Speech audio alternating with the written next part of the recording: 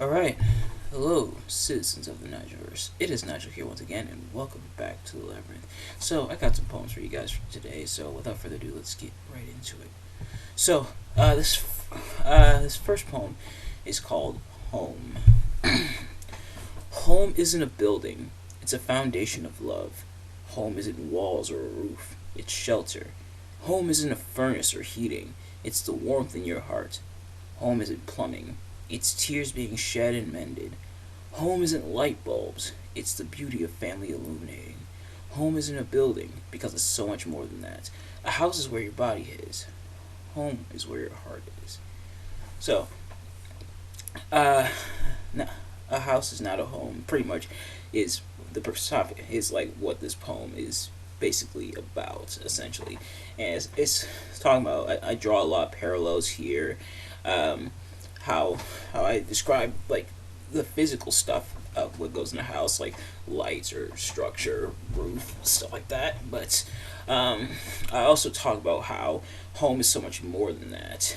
Or a house, that's what a house is, but a home is more of a concept. It's more of like a feeling. You feel at home, you feel warm, you feel good that you're at home.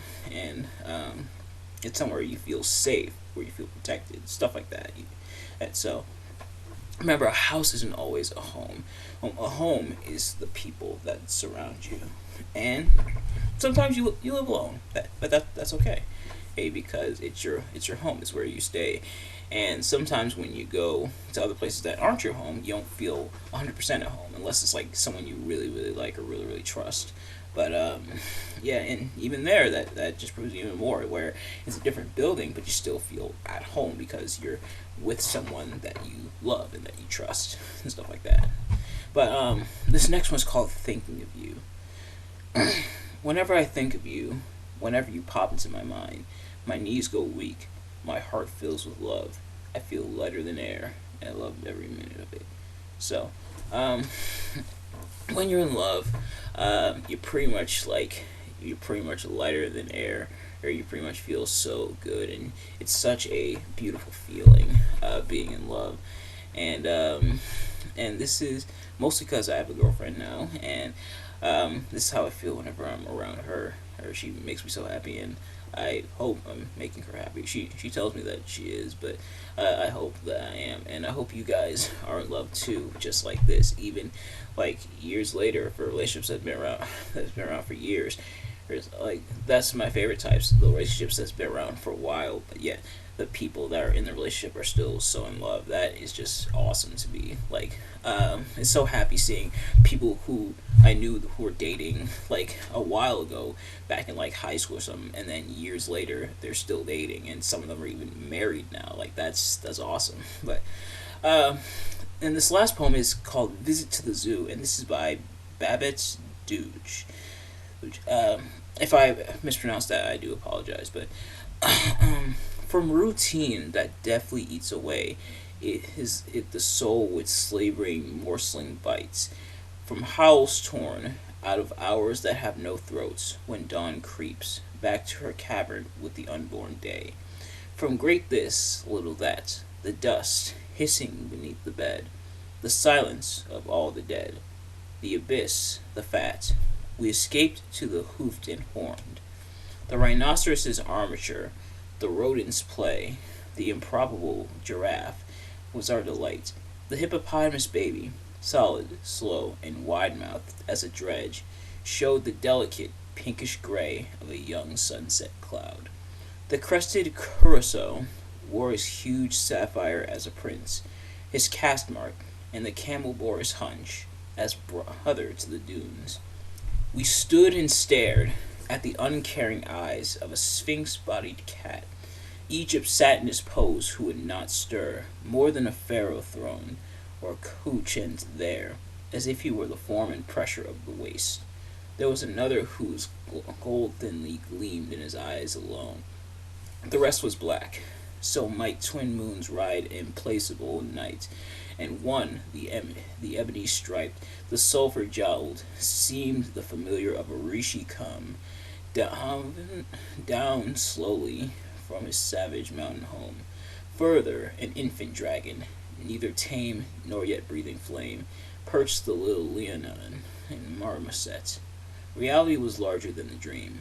Eden so near a change. The peacock's vulgar scream was consolation for the splendor of his tail. Translated fabulously from the Orient, from southern opulence, jungle, peak, plain. Like living myths, the creatures ranged across a landscape framed by skyscrapers and tenements, I should say. Not half at home, there was no stranger than those beseeching them for inklings of their kingdoms and their power and their glory. Speechlessly, we too laugh a little, with what love, what pain, told them our story. Okay, so this was a lot, and a bit longer than some of the poems I've read. I've read long poems before, but this was quite a bit, and not gonna lie, it's pretty interesting. I'm gonna try to interpret this as best I can, but there's a chance I could be way off here. But I think what Babbitt is trying to put into the poem here is, first of all, there's imagery, which is nice. You know, for those of you who've watched me before, you know I'm a sucker for imagery. But but in this case, it's with animals and talking about a zoo where you see a bunch of animals and how the animals are supposed to reflect real life in a way, how these animals and a lot of their routines and how they are supposed to be based off of people. I think that's what's supposed to be the idea behind the poem. Like I said, I could be way off, and there's a chance I probably am way off, but there's a lot of things brought forward with the animals mentioned, such as the rhinos or the giraffes or the hippos or the cat.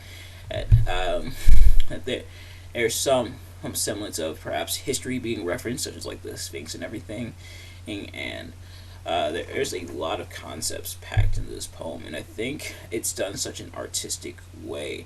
And it could be up to interpretation. There's a chance that this is personification, where the animals are supposed to represent people and their actions, and some of the animals are talked about a bit crudely, but also a bit complex or unique, and essentially the good with the bad, at least, is what I'm getting from this poem. Now, like I said, I could be totally wrong here in reading this poem, but I thought this was an interesting one, and I thought it's one that I wanted to analyze. And the stuff about poems, even if you get the interpretation wrong, the fact that you thought about it and came to that interpretation really says something, and it just really says something when you have to stop and think and really mentally process the poem, what you read and everything, and how it